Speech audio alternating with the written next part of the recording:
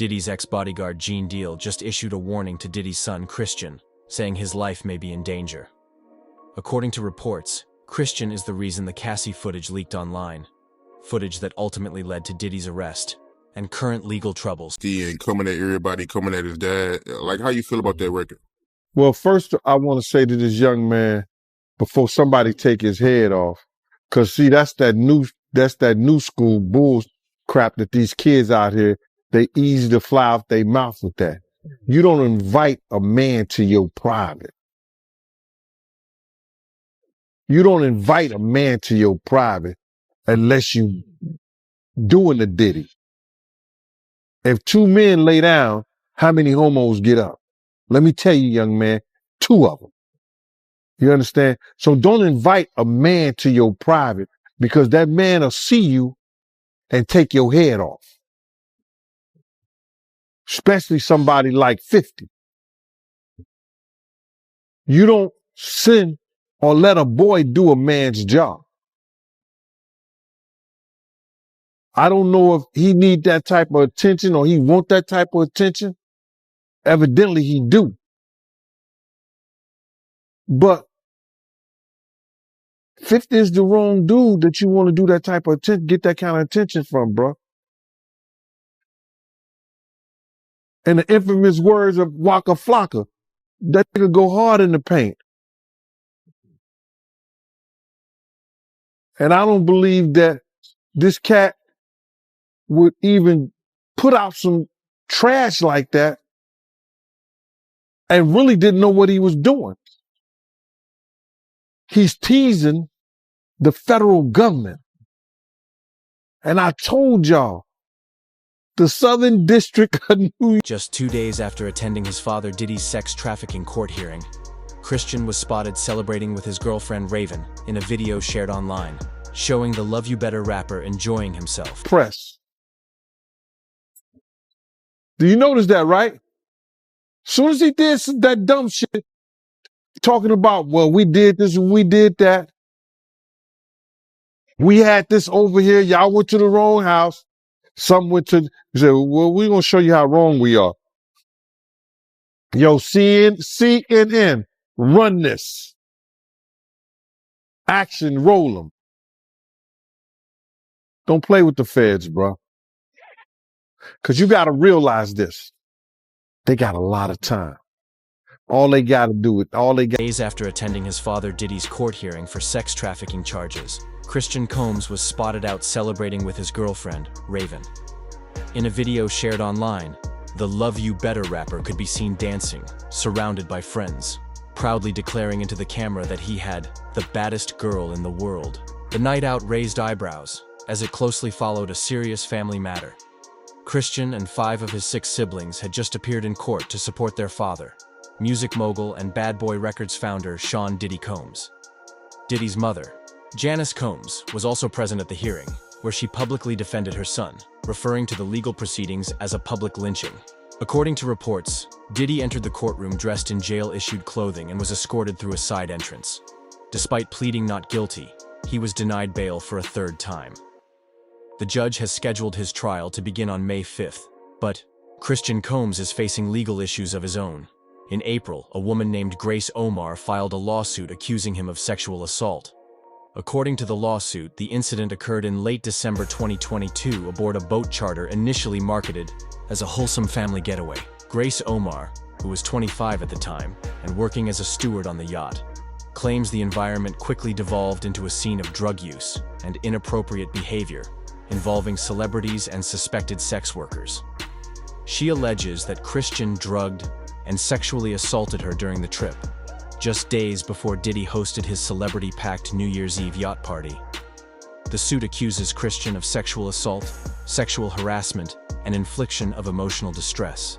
Diddy is also named in the lawsuit for premises liability, as the person who chartered the yacht, and for allegedly aiding and abetting his son. The legal teams representing both Diddy and Christian have publicly dismissed the allegations, labeling them as false, lewd, and without merit. Still, the lawsuit includes detailed claims, including transcriptions of audio that Grace says capture her rejecting Christian's advances while he continued to grope her. and I had the opportunity to see Haida. It's a place, whereas they have the state, the feds, the NYPD, the Department of Corrections, and the state police. Yo, this place could be half of a basketball court. That's where they just got lines of computers with officers of all different people and officers just on the internet. Whoever's over that case, whoever's working that case, don't you know they saw that and took it? According to the lawsuit, Christian Combs boarded the yacht heavily intoxicated and gave Grace Omar unwanted attention. She alleges he pressured her to take shots of tequila, which she believes may have been spiked, before becoming aggressive and groping her. The suit also cites audio recordings from music producer Rodney Lil Rod Jones, who was reportedly present and claims to possess hours of footage documenting illegal activity involving Diddy, his staff, and guests during turned into a hedonistic environment, even describing rampant drug use among sex workers and celebrities who came on board. She believes that the alcohol on the yacht had been laced with drugs because she says women would have one drink and then almost immediately pass out or start falling over. This is, by the way, something that it was also alleged in Jones's lawsuit, that Combs would spike the drinks of different people. But focusing on Christian Combs, Markey says that Christian Combs had been staying at a villa on the shore, but that he would come onto the yacht in the evening to party. And on December 28th, 2022, Christian reportedly arrived very intoxicated and then proceeded to pressure. This marks a major turning point as Diddy now sits behind bars, with even more shocking revelations emerging about him and his family. He's recently been hit with 6 additional lawsuits, and Gene Deal believes his chances of escaping accountability are slim to none. Legs where I want to. If I want to do this, then I will. You don't touch my legs like that. Markey then says that she told Christian she couldn't stay with him unless it was approved by a supervisor, all of whom she knew would be asleep at the time. So this was a way for her to get out of the situation.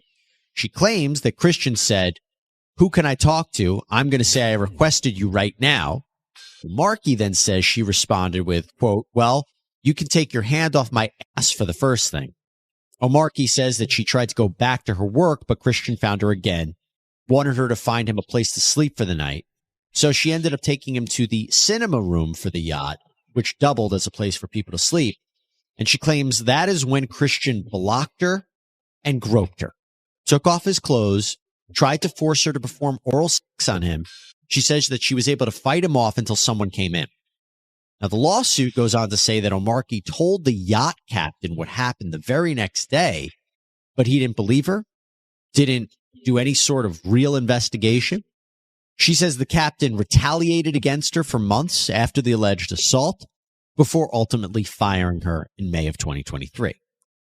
Now, aside that she says were caused by this event with Christian Combs, the quote was, "Our attempts to share this proof with Mr. Jones's attorney, Tyrone Blackburn, have been ignored as Mr. Blackburn refuses to return our calls." Holly goes on to say, "We will address these outlandish allegations in court and take all appropriate action against those who make them." Then the attorneys for Universal Music Group, one of the defendants who are also being sued by Rodney Jones for their alleged participation and facilitation of the abuse and trafficking claimed by Jones, they argued that the claims were so, quote, offensively false that one of these attorneys, Donald Zakarin, wrote, "A license to practice law is a privilege. Mr. Blackburn, plaintiff's lawyer, has misused that license to self-promote, gratuitously, falsely, and recklessly accusing the UMG defendants of criminal behavior." So a lot of back and forth that we're seeing right here. And again, to be clear, everything that Diddy and his sons are facing are accusations. They haven't even been criminally charged. These are civil lawsuits. There has been no finding by a judge or a jury that they are liable. Great job.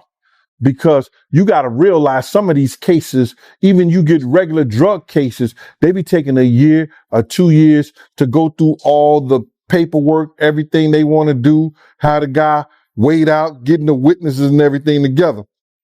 I think the lawyer thinking that they're not going to be able to give them discovery and enough discovery in that short of time. Because the prosecutors are not going to present anything to the court that they think they can't prove. You understand what I'm saying? So the prosecutors is going to try to, go through everything. And that's a short time, bro. That's less than May? That's less than 7-8 months. You talking about 18 businesses. You talking about they got, I think they say 170 witnesses. You understand? They got 1,000 bottles of oil they got to test. Allegedly baby oil that they got to test. And I said allegedly baby oil because that's what the prosecutor said. Alleged baby oil. He didn't say baby oil. He said alleged baby oil. So that means that it may be something or some of those bottles wasn't baby oil. You talking about victims and their statements and presenting them to the courts. So they got a lot of things. So that was a smart move by the defense trying to get the trial, a speedy trial, so the prosecutor only have so much evidence that they could present. It could help them and it can hurt them too. How you feel about Diddy lawyers coming out blaming the government for leaking, the tape of Cass? Well, the lawyers are doing what they're supposed to do. They supposed to trying to try this case in the public's eye. You understand? So Diddy could probably get off by them saying that the prosecutors them released the tape. The grand jury have every right to see any kind of evidence out there that the prosecutor want to give them. Now, them leaking it and everything like that, that's not going to decide whether the judge is going to allow them to dismiss the case because they leaked this this trial, because they're going to try to state he can't get a fair trial because the prosecutors are trying to win their case in the public's eye. That's not going to be, it's going to be up to the judge to decide whether that was significant enough to not have this trial. His lawyers are trying to do anything, and they're going to try to do anything to win this case without it first going in front of a jury, without it first going in front of the judge like that. So what they're doing is they're going to try to play all different kind of cards to make us think, you understand, the dude is innocent and he's been done wrong and unfair. That's what the lawyer's supposed to do. But it ain't gonna work, bro. It's not gonna work. Just like, hold up, but just like first bail denied, second bail denied, the third bail denied.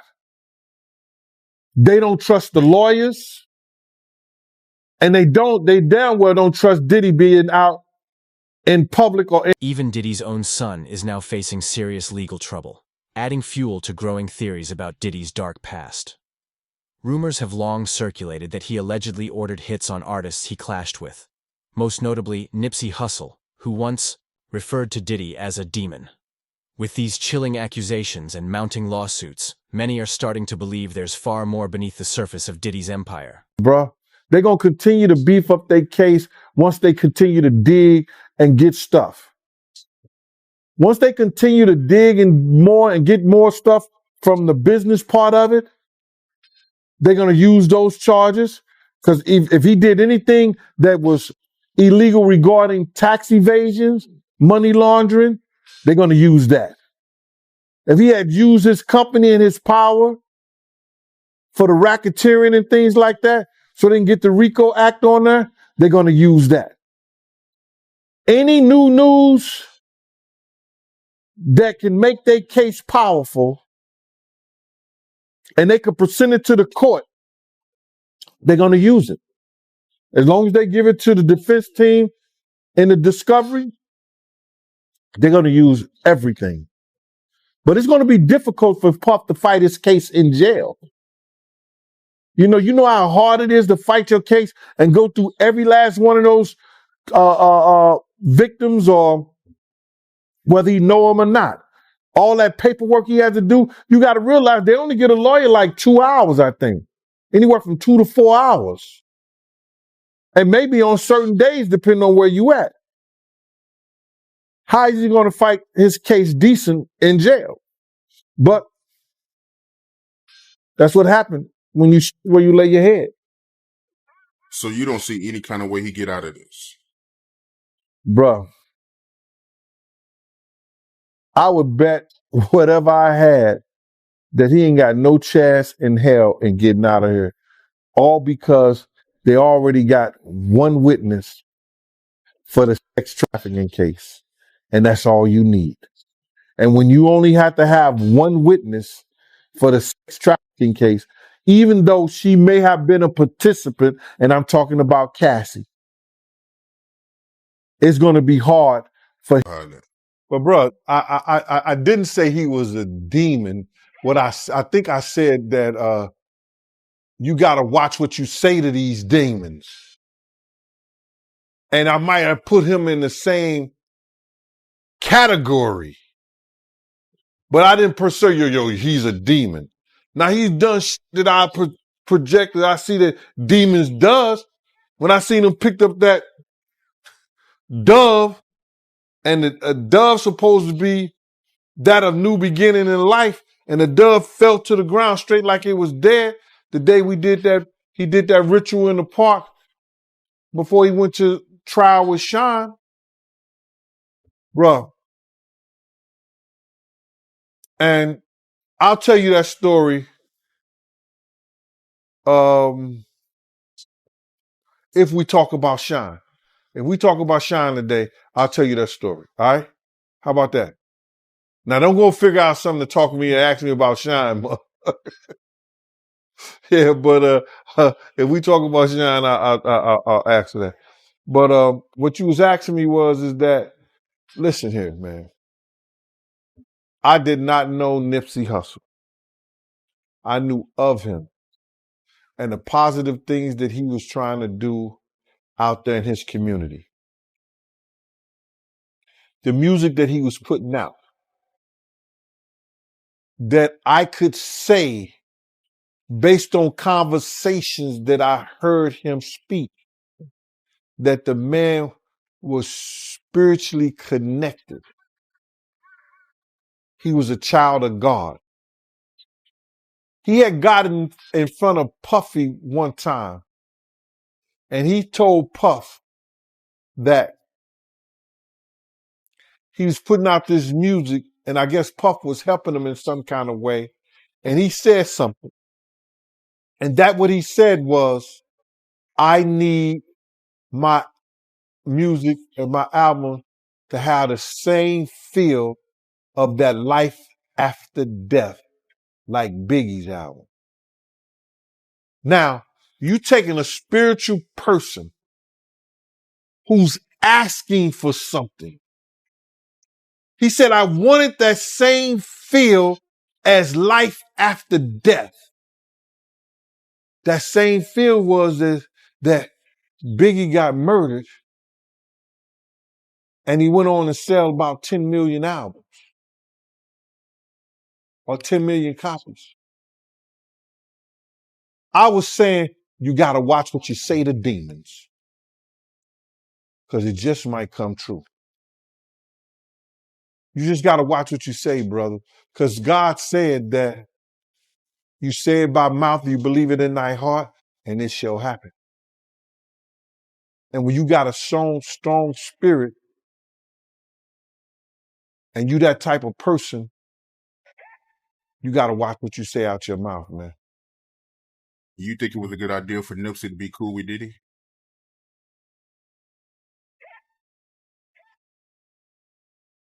I really can't speak on what and the reason why that man would when he was already doing a great job himself with the team that he had.